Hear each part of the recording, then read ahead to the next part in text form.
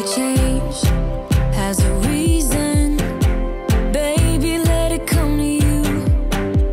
Every soul, every season lives outside of status quo.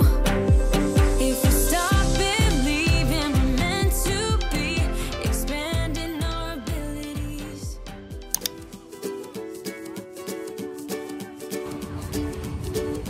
Iwan na yung anak.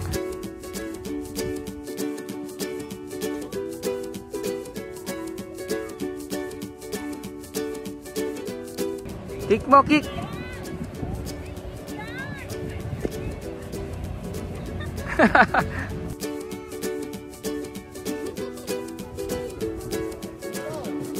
Oo, nauhaw. Yung mga kaklase niya naglalaro pa, si Alexei. Break time!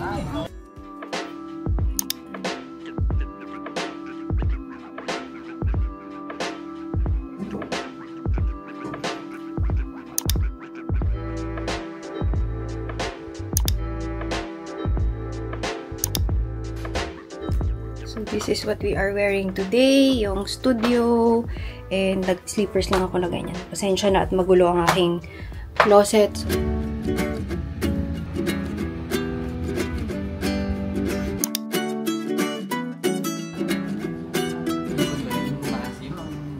Namimili na ng pagkain.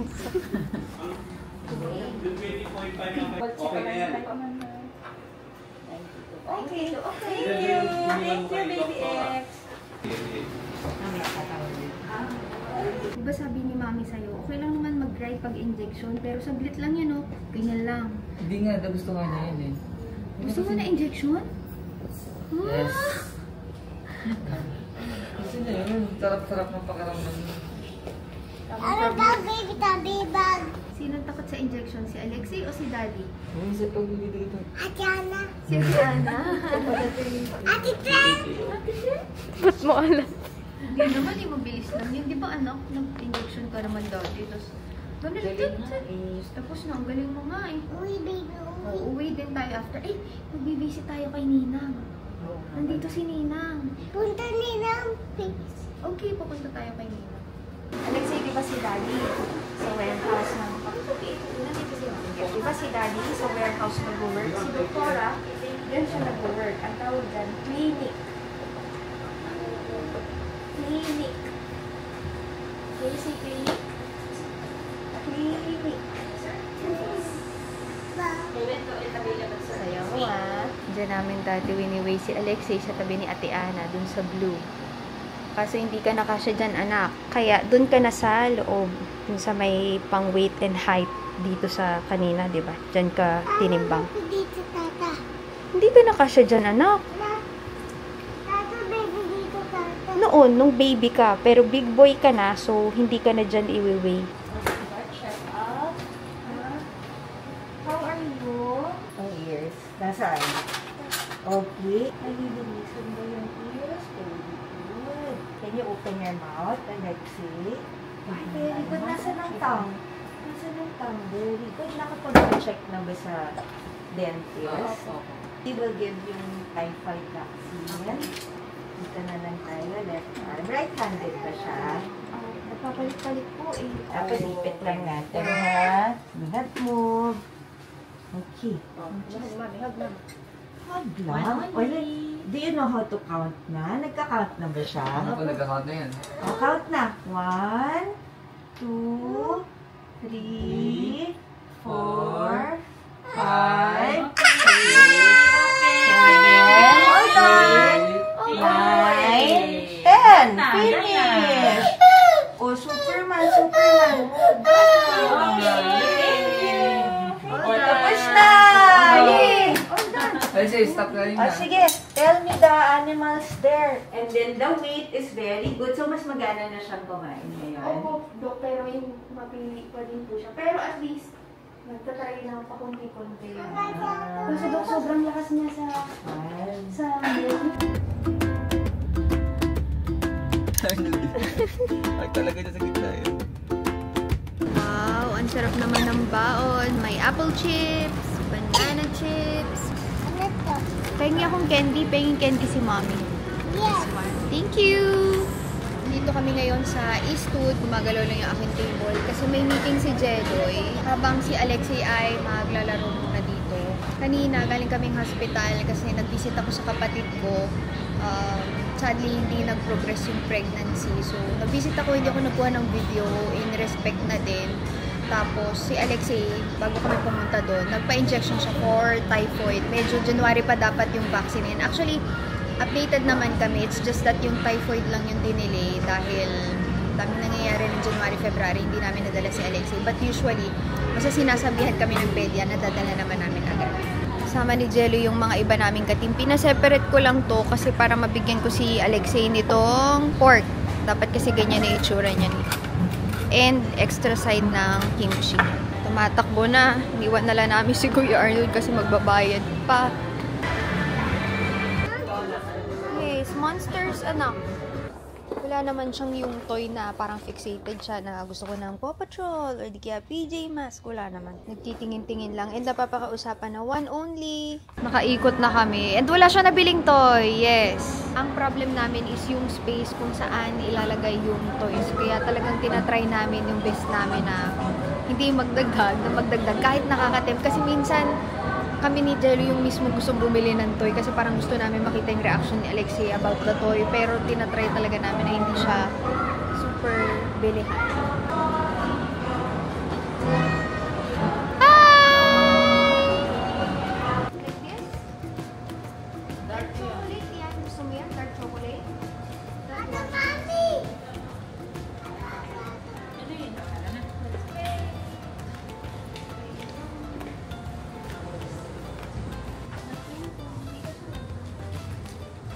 Tapos na si Jelloy sa meeting niya and ako ay tinatawag ng mga pajamas kanina sa Spencer.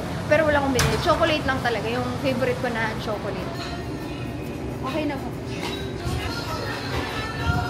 Alam ko kayo lain ng damit ni Mami. Na-confuse nga ako kung ako pa yung magpapa-paklis ko. Pledge. So every...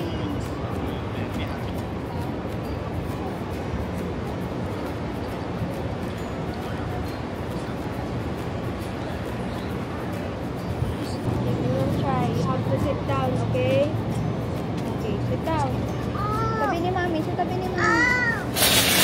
Red gummy bear from the secret menu of Jamba Juice. Naku, gusto to ni Alexei. Gonna try. Nag-ice cream kasi sila. Dapat kape ako pero ang layo, so eto na lang. Tastes like gummy bear. Oh, kung sa ilong. Good day? Tastes like gummy bear? Good taste or bad taste? Bad taste. Bad taste ay hindi na kita bibigyan? Good taste. Gummy bear! Yummy! Yummy! Mami! Mami! Try nyo orderin to guys. Hindi pala ako kita sa mga anak ninyo. At tingnan na lang natin kung gustuhin nila yung juice nila overdose. Si Mami naman. Can I have some? No, kay Mami nga yan eh. Share lang niya sa'yo. Okay, Mami's turn. Baby friend!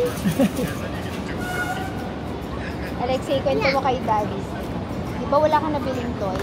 Kasi good boy si Alexei. Wala siyang nabiling toy. Parang na-realize na ngayon na, shucks, sana pala bumili ako. Sabi ko pa man din kay Daddy, good boy kasi hindi na bumibili ng toy. Alam mo anak, hindi naman masamang bumili ng toy. Basta paminsan-minsan lang. Hindi masayang bumili ng toy, basta mura lang. Look who just woke up. It's Baby Ek. Baby Ek yung tawag ni Kuya. Tatichi, dumating si kuya niya. So, yun yung kama ni X. And naglalagay pa kami yung dati niyang mattress sa baba. Just in case mahulog. Pero parang walang 2 beses nahulog to dito. Yung unang lagay lang yan. Pero never naman na. Para alam niya na din eh.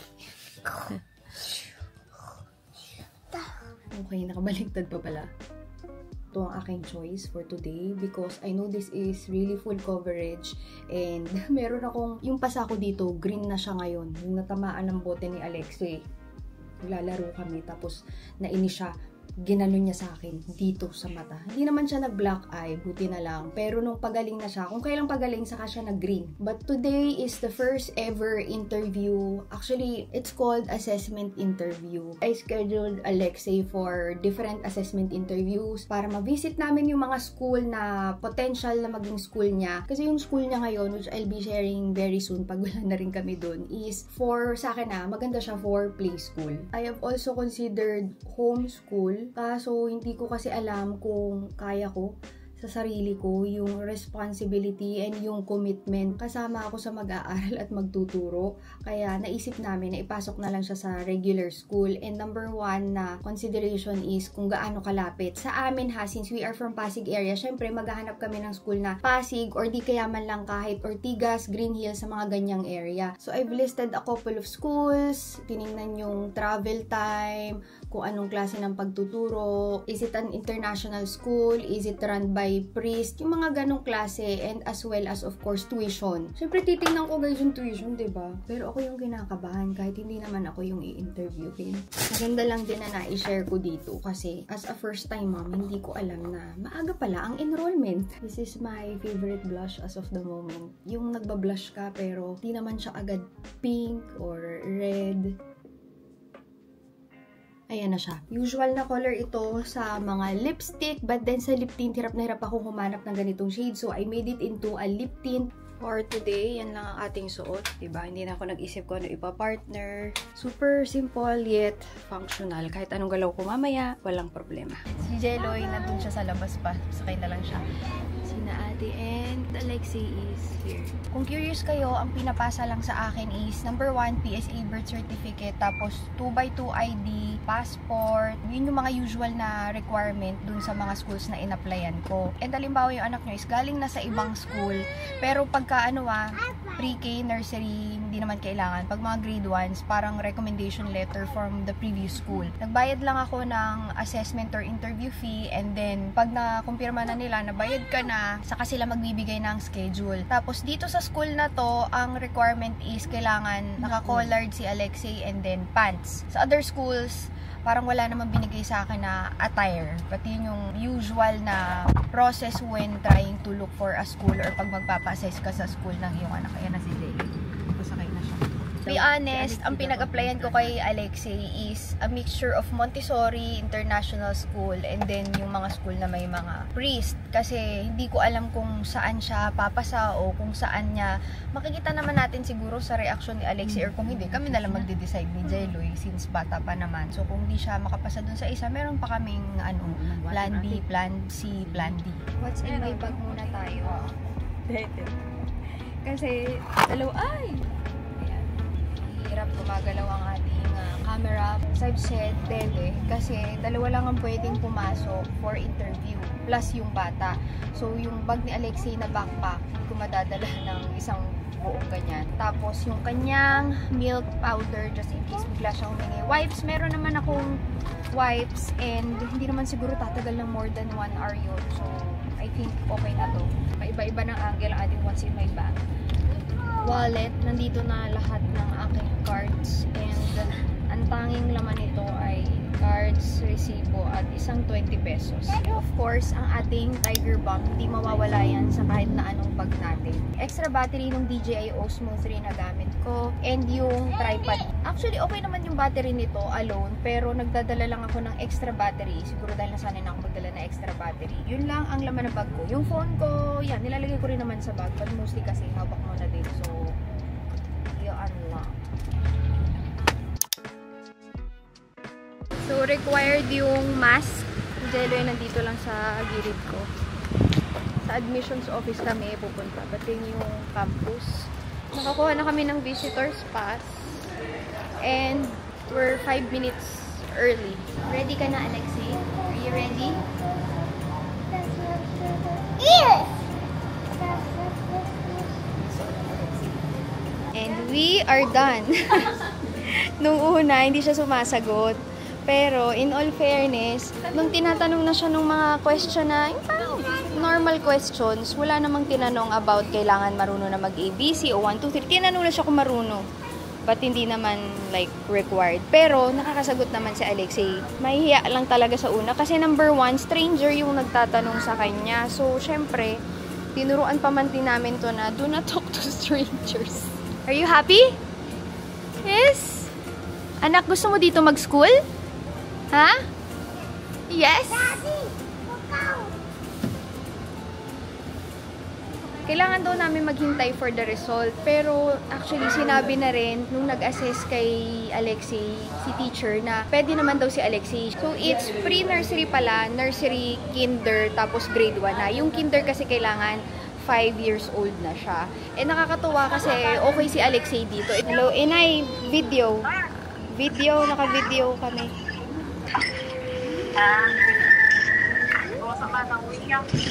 Oo, kayo Inay, anong oras kayo uwi? Dapat bukas meron din kaming assessment. Kaso, kailangan namin umuwi ng probinsya because of libing na tomorrow nung anak ni Menchi. Hindi lang ako nag-vlog gaano, especially doon sa hospital, in respect. And syempre kasi, hinintay ko din na mauna magsabi yung kapatid ko. As far as I know, it's almost the same thing from her last pregnancy. Dapat kasi, meron pa akong pamangkin. Kasing age ni Alexei, kasi parang 2 months lang na mas matanda kay Alexei yun. Kaso nga lang, yun nga, there are things that are not meant to be. Mas okay lang ngayong time for me naman. Kasi alam ko na makaka-help ako sa kanya ngayon. Noong time kasi noon, parang feeling ko helpless din ako kasi nga buntis din ako. Hindi ako nakasama sa libing kasi bawal daw ang buntis sa wake o sa funeral. But right now, nandito na tayo sa Green Hills area. Actually, ilang schools pa ba? Isa ba o dalawa dito din sa area yung i-check namin. Maigi na yung maraming options. Pero nagulat ako kasi yun nga, umokay nga din si Alexei kahit doon sa first na school. Dito kami tapos umorder. Si Alexei tapos na umorder ng kanya. Hey, Mami, anong flavor? Mommy, this one. Ayan mo, Mami. Ano yan? This is Mommy's. Tagal kong di nagsasalad. Ayan na siya. Okay, ginawa mo yung reason na Sexy! sinulat mo yung kunwari.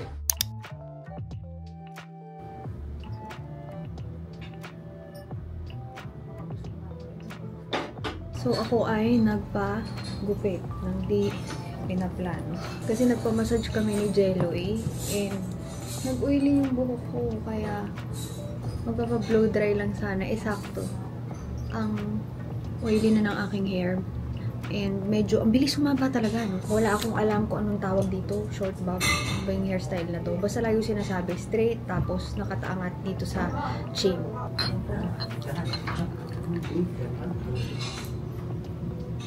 So, we got a small room na hindi ko alam kung anong meron dyan. Parang bar. To CR yan, dito sa gilid. Dito nagbinyag si Alexei. Tahimik natin. Nag-vlog na lang ako kasi sobrang grabe na yung katahimikan. Nakakabingin na. Mapaki si Jeloy. Ay, mapakali. Tinawanan pa nga ako. Alam nyo, pag may mga ganyan, kahit mga maliit, yung asawa mo talaga yung unang tatawa sa'yo pag nadapa ka o pag may mali kang ginawa. Di ba, Jeloy? Ano yan? Di ba?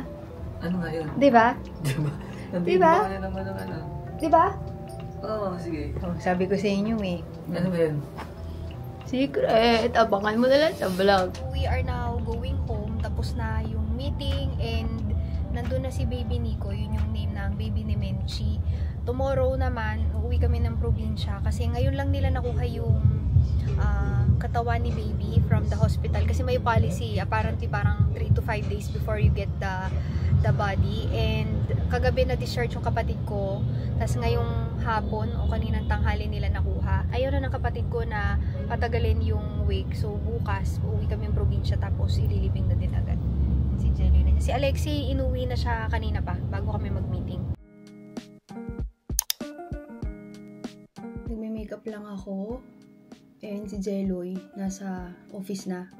Siya yung kadalasan talaga na pumupunta doon. Ako, if meron lang kailangang gawain, mas madalas nga talaga siya kaysa sa akin na nag-work kasi sa kanya yung back end. And ngayong papalabas na yung lip tint natin, syempre, mas lalong kailangan yung presence siya doon. But later, may schedule kami guys na 1 PM na assessment ni Alexei. You can choose dito sa second school na to if face-to-face or di kaya online yung assessment. Kaso naisip namin ni Jeloy, it's also a good time to check yung campus kung kamusta. Kasi yung una, diba, nakita nyo from the previous day na pinuntahan talaga namin. Maganda rin kasi yung nabibisita mo yung school. I don't know, hopefully, hindi palipat-lipat si Alexei ng school kasi kaya namin binivisit yung campus is because of that reason na hindi lang yung pagtuturo, syempre yung environment din, i-check mo. Naririnig nyo, naliligo na si Alexei. But di ko alam kung na-mention ko sa inyo na 4 yung pinagpasahan ko na application all online. 2 pala yung nagre-reply, yung unang visit namin na pumasa na pala si Alexei, update lang. Although alam na namin that day na pasado na siya, nagbigay sila ng letter of acceptance. Need mong magbayad ng 20,000, Alexei. Need mong mag-deposit ng 20,000, non-refundable, to reserve the slot. Pero kasi, nangihinayang ako, hinihintay ko muna yung assessment sa ibang school. Although, as of now, 2 pa lang talaga yung nag-reply. Yung 2 school, yung dating school ni Jeloy, tsaka isang school na international din, hindi pa nagre-reply. So, I don't know if nahuli ba ako sa application ko. Sana hindi pa huli, kasi gusto ko rin malaman if kakayanin ni X or papasa siya sa assessment doon. But yun nga guys, huwag pala kayong kabahan sa assessment. Kasi yung assessment naman is mostly if ready na yung anak nyo sa school. Hindi naman siya like test na kailangan memorize mo yung ABCs, 1, 2, 3s, color shapes. Wala namang ganun. Tinatanong lang kung anong alam na ng bata. But definitely, hindi naman siya like kailangan may alam na super duper. It's more of checking daw how ready your child is to go to school. Pero yung unang school, it is led by priest. Tapos, itong pangalawang school, yung may schedule kami ngayon ng 1 PM. This one naman is an international school. Yun yung mga choices. Itong school naman na to, walang kailangang code ng suot. Kasi yung una, kailangan daw naka-collar yung bata, naka-pants. Ito, wala. As well as, kung yung una, 700 yung fee,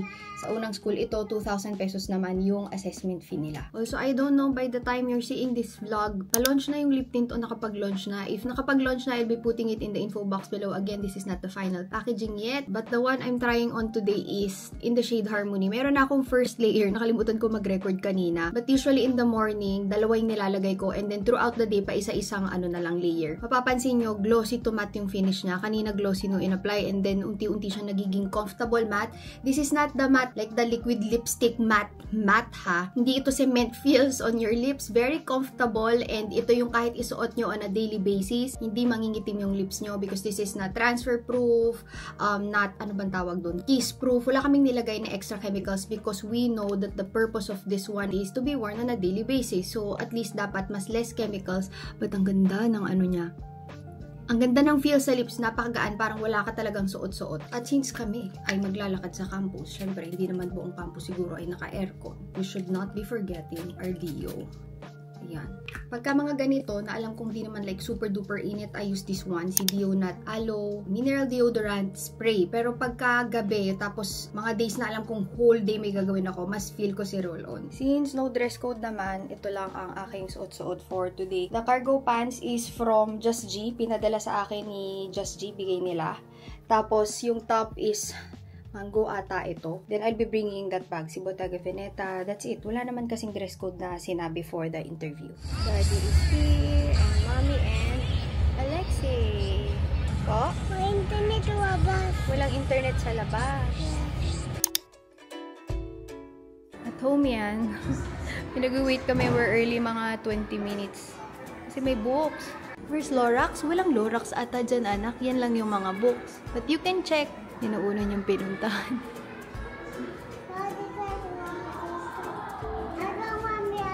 Okay, you can get it. Borrow tayo. Dito kami sa waiting room. Katapat siya ng Ridley na hindi pa nagre-reply. Si Daddy ng presentation nila. Loy, ano masasabi mo sa school? Ganda. Tsaka ito yung pinakamalapit. Nagulat kami. 20-25 minutes lang. Okay nga ito eh. Ito yung binigay nila na malapit lang. papers. Tsaka ano, tsaka hindi, wala sila masyadong muna sa attendance, di ba? Oh, sa nursery, tsaka attendance talaga, no? Gusto talaga itulad sa Feeling kanya. ko talaga yan. Grabe bata pa siya. lang gusto ko ma-enjoy namin yung bonding. Ang gusto ko naman ay wala silang homework. Tapos, yung textbooks, wala silang textbooks. Kasi yung kanilang mga materials daw ay, since IB school siya or International Baccalaureate, they use the materials of other IB schools din, international schools din. So, piniprint out na lang nila. More of modules and not textbooks yung kanila. Pero ngayon, gutom na talaga kami. Also, mga CZ, yung last time sa Lasal Green Hills, nung in-interview si Alexei, dalawa kami ni Jeloy na kasama. Pero this time, si Alexei lang yung nandoon sa loob. And sabi is, nag-take lang daw ng time to warm up. Kasi nakasmile, hindi mo siya takot eh. Nakasmile siya lagi. Kaso kung sumasagot siya, sobrang hina ng boses. But naggawa naman daw yung mga pinapagawa sa kanya. But we still have to wait 3 to 5 business days for the, meron kasing tinatawag na parang formal letter, yung acceptance letter. And then after naman nun, school tour, pinakita yung music room, art room, infirmary, library, tapos yung mga students, alam mo yung fairness dun sa mga students, ang gagalang nila. Ang babait ng mga bata. Yun kasi yung una namin din chine-check yung environment. 20% foreigners, no? 30% foreigners. Sa 70% Filipino saka dual citizen. Ano pa nga ba yung masasabi ko dun? Kasi usually naman dinidiscuss ko lang yung differences kung paano ina-assess para magkaroon din kayo ng idea, lalo na dun sa may mga bata dyan, kung paano ba na nursery pala meron ng assessment. Kung sa Lasal is pre-nursery, nursery, kinder, tapos grade 1. Dito is nursery, pre-K, kinder, grade 1. Parang ganun din yun. Hindi kasi sa ibang school talagang ano lang eh, isa lang, kinder lang, kailangan 5 sa date cut off, 5 years old, and then susunod is grade 1 na. Tinitingnan lang ni Jello yung, syempre siya yung magbabayad, for the check siya.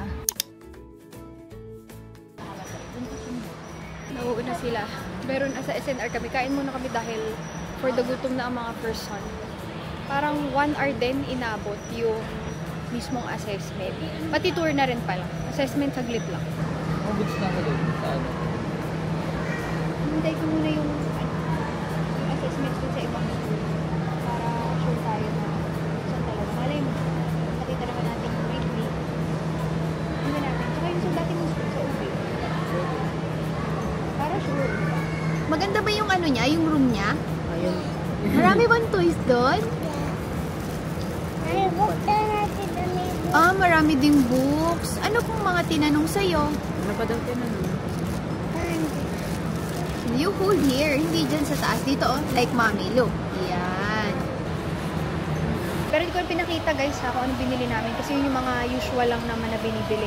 Parang once or usually twice a month SNR. Tapos every week palengke. So, yan.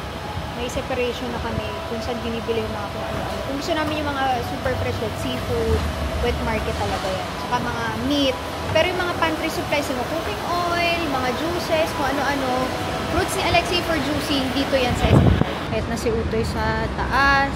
Alam nyo nung dalaga ko, wala akong pakialam, sa totoo lang, kung gaano katagal mag-SNR.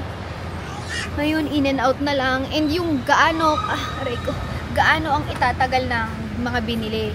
Kasi dati, hindi naman sa pa-healthy ako ngayon, pero tinatry ko talaga na fresh. Kasi dati parang once a month, tapos puro mga junk food. Ayan na, nantok na.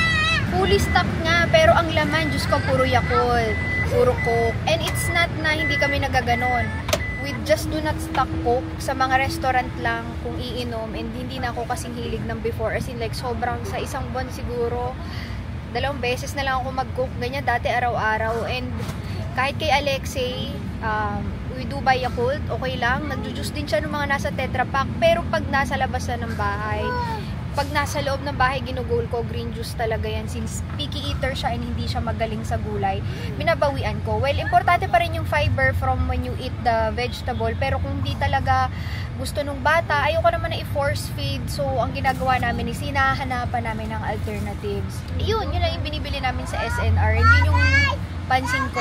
Go, guys. Malaking pagbabago rin yun para sa healthier family.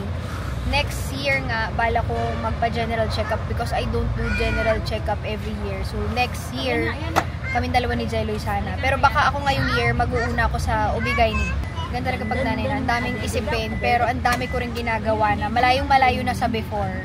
Hindi pa man kami like super, ano ba dito, mga health buff. Pero at least we are making efforts, kumbaga, to a healthier us. So, another thing na pansin ko, dati, as in like, everyday halos grab.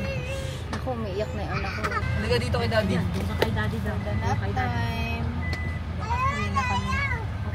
Kay ate ka lang? Okay, sige, dyan ka na lang. But no crying, ha? Thank you, Alexei. Na kami, pero papunta kami ni Jelly ngayon ng office. Ay, ayun na pala. Natapos na nila yan, yung area na yan. Kasi dati garden yan, sinimento na lang. Kasi hirap talaga mag-maintain ng garden. Marami din tinanggal ng mga halaman. Pinalitan kasi ang tatandaan na ng mga halaman. Ba't kami ipa-office na? Everyone is ready to sleep. Hanggang ganyan pa lang ang relationship nilang dalawa. Dahil ayaw talaga ni Dodi sa mga bata in general. Kahit before ex, talagang nakita namin na hindi siya okay with kids. Seloso siya with kids. So, ganyan na lang muna, anak. Ano, pagka malaki ka na, pwede na kayo mag-play ni Dodi. Okay? Kuya, Dodi, kuya. Yes, Kuya Dodi. Kuya Dodi. Good job, Alexei. Kuya, Dodi, ate, kuya. Yes. Ang galing naman. Paano mo naisip na kuya yung itawag sa kanya? Si Dodi lumabas siya, pumunta siya kay Daddy kasi si Daddy ay nandun sa may labas. Diyan, sa may alfresco. Babas, baby, babas. Okay. Kung gusto mo. Pero hanggang ganyan lang Hindi pa pwedeng magdikit kay Dodi, remember? Dodi, dito, andito. Ate, table, Dodi, at table, Dodi, table. Oh, nasa table po siya. Okay po. Huwag mo nang kulitin. Anyway guys, ayun, nakita nyo na yung 2 out of 4 na pinag-assessa na school kay Alexei. I'm still waiting for the other 2. Let's see.